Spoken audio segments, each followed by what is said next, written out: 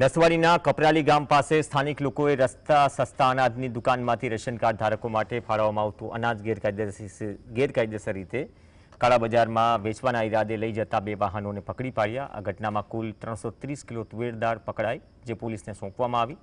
સ્થાનિકોએ કહ્યું કે અનાજ દુગ્ધા અને ઘૂંટી આંબા ગામની સસ્તા અનાજની દુકાનનું હતું, જે રાશન કાર્ડ ધારકોને આપવાના બદલે કાળા બજારમાં વેચાવા જઈ રહ્યું હતું। લોકોએ વાહનોનો પીછો કરતા તેમને અટકાવ્યા, પરંતુ વાહન ચાલકો ફરાર થયા। આ અનાજ છે એ દુગ્ધા દુકાનનો અને ગુટિયાંબા દુકાનનો, બે દુકાનનો છે। તેમને અમે જે કમાન્ડર ગાડી હતી ગઈ રાતે પણ 11 થી 12 વાગ્યા સુધી રાતે અહીંયા જ હતી।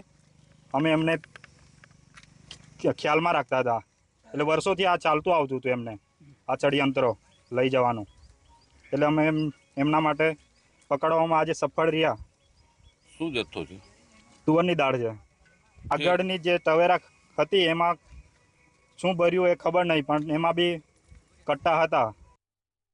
6-7 મહિનાથી દાળ મળેલ નથી અને જોઈ બી નથી। અમે જ્યારે દુકાનદારને પૂછીએ છીએ ત્યારે દુકાનદાર એમ કહેવામાં આવે છે કે દાળ બગડી ગઈ છે, અને આજે બી અમે એને પૂછ્યું। અત્યારે અમે રજીલાભાઈ જે અમને માહિતી આપતા, અમે આ સ્થળ પર પહોંચી ગયા અને જે દુકાનદારને પૂછ્યું અમે તો કે આ માલ ક્યાં જાય છે, તો કે અમે મામલેદારને જથ્થો જમા કરાવવાનો છે, આ વસ્તુ બગડેલું અમને ના પાડે છે મામલેદાર, એના માટે આ જથ્થો લઈ જતા હતા।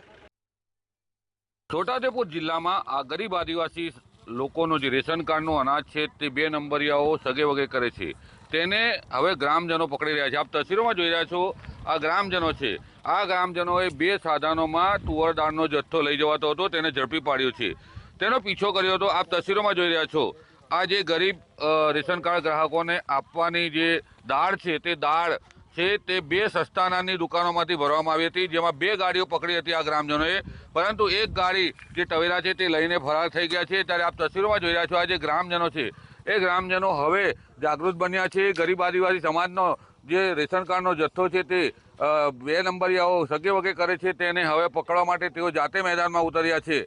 આ જે કામ છે તે તંત્રએ કરવાનું હોય છે, પરંતુ તંત્ર તે કામગીરી કરતું નથી અને હવે લોકોને જાતે આવવું પડે છે મેદાનમાં। આ ગાડી જે 2 ગાડીઓ પકડી તેમાં એક ટવેરા ફરાર તો થઈ ગઈ છે, પરંતુ હવે આ ગ્રામજનો જથ્થો જે છે પકડ્યો છે તે પોલીસને આપવા માટે તેની પોલીસની રાહ જોઈ રહ્યા છે। રફીક ધણીવાલા, GSTV, છોટાઉદેપુર।